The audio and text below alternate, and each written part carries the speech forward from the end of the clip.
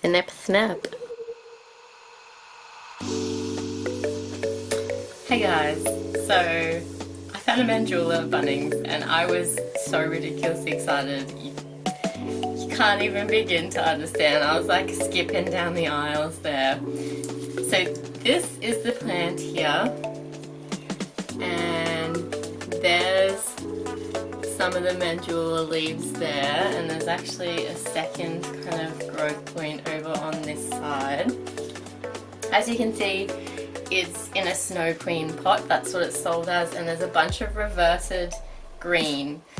So I've decided I'm going to cut all the green off, cut up some of the snow queen, and I'm not going to chop the manjula off today. I want to let it grow a little bit first, but I have some other plants I'm going to cut up too, so let's get snipping. I won't cut back the green until it first started reversing from the snow queen type of leaf.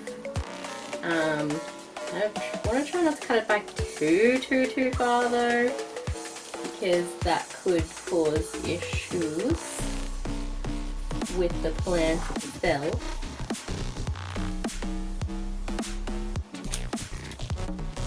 And then I'm going to do some of it in little vases on my kitchen windowsill, because I really like having some on my windowsill just to look at.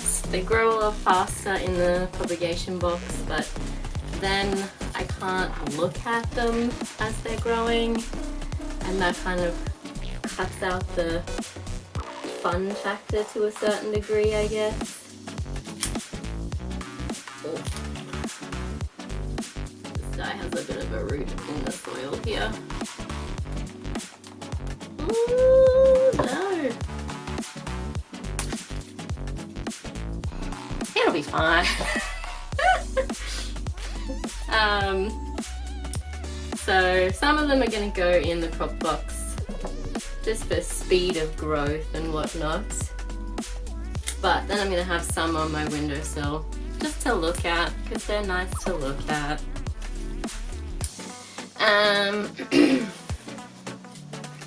In Australia, manjulas are still really quite rare and really quite expensive, so this is a bit of an epic find for me personally.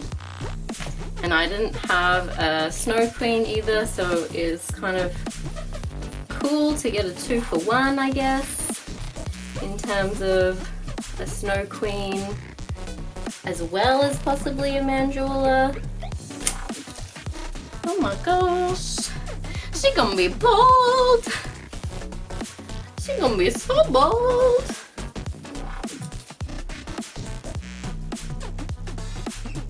I'm also going to cut back a little bit of the snow queen too, just to help it propagate out again. I know that's not really doing much, is it? Snow queen wise, so I think snipping it all the way back there is probably a better idea. Oh, which unfortunately some roots in the soil. So according to most of the internet, they revert when they don't get enough sunlight, because the green, ooh, that's very rooty. The green is what photosynthesizes for them. So if they're not getting enough sunlight, they revert back from their variegated state to plain green, so that they can photosynthesize more efficiently and better and all of that jazz. Those leaves are dead. I'm going to give this guy a good drink of sea salt once I've finished mutilating him as well, just to help him to recover.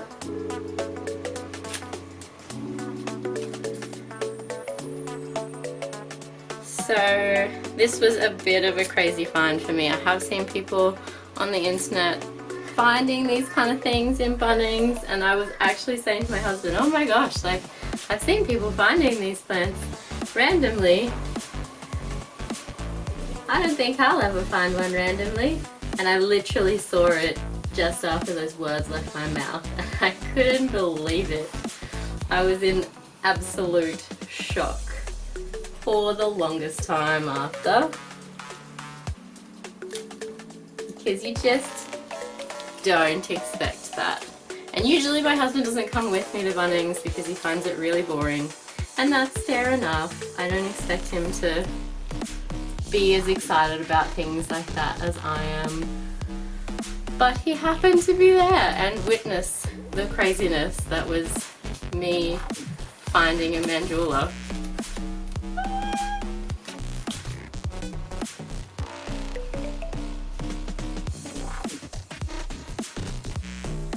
So yeah, good times, good times. That stem is still variegated, so I think I'm going to leave it. And then the rest of this, maybe it's going to stay. Maybe I'll snip back this one too, just for a bit more Snow Queen cuttings. Yeah, why not? Just do it, girlfriend. I'm going to go give this guy sea salt, and then I'm going to chop these guys up a bit more, put some in water, some in my propagation box. Okay, so I've put it in a bucket of sea salt because the soil is actually hydrophobic. It's not really floating as much now, but initially it was like completely buoyant. So that'll just help rehydrate the soil. So I'm going to chop some of these down into smaller sections. Those ones are all good. Just cut that one like that. Dead leaves. Alright, let's see what we've got in the green section. Lately I've been noticing this trend on plant forums, which are a dangerous place to go anyway. Where people will be like, oh, what's wrong with my plant? It looks unhealthy. And other people will be like, nah, it's completely healthy. I think that's a really weird sort of attitude to have, because like, it's not your plant. How do you know whether it looks healthy or not? It's kind of like how I feel about it, because you don't know how it used to look. And then people are like, oh, my plant is losing its lower leaf, and other people are like, oh yeah, that's normal. It's normal for them to lose their leaves at the bottom as they grow new ones. No, not necessarily. There could be something wrong. It's just so frustrating. I have never done this many cuttings before in my life. Oh my word. So I think I might put like some of the awkward shaped ones in the propagation box and the other ones in water. So those three are going to go in the propagation box. That's an awkward one altogether. Let's have a look at what can go in water from here. Water. So I'm just basically looking for ones that are going to like sit in a vase nicely instead of just falling out of it chronically like some of them will.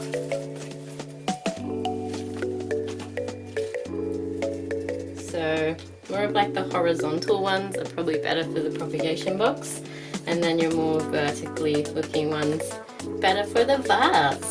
And then I'm gonna, should I dunk them in this? I don't know, should I? Is that a good idea? I don't know. I'm just gonna put the Snow Queens just straight in the water like this.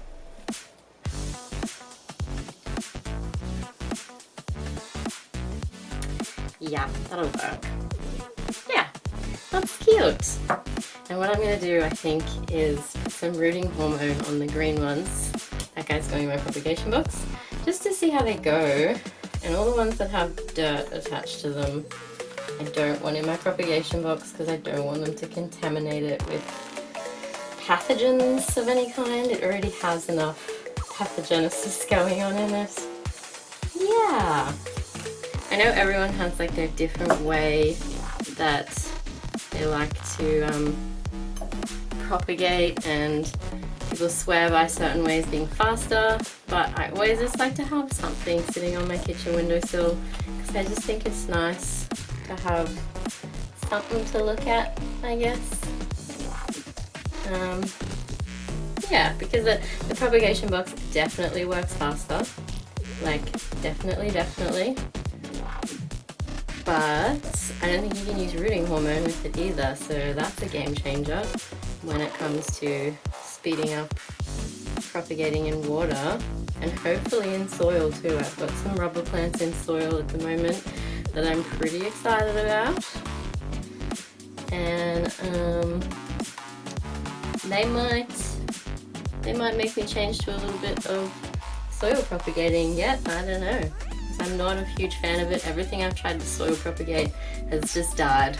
Just dead on arrival. I've never had any good outcomes from any of my previous soil propagation efforts before, ever, not in a million years.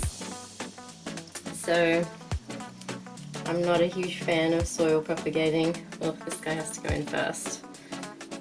Get in there. I know a lot of people use perlite, especially for like more expensive cuttings, like your variegated monstera and stuff, but I don't know, I'm just sticking with what I know right now, and this is what I know. Snippy. I have this Maranta that was grown from a single cutting that I'm going to chop this guy off to get another bit growing from. So alcohol wipe my lovely secateurs.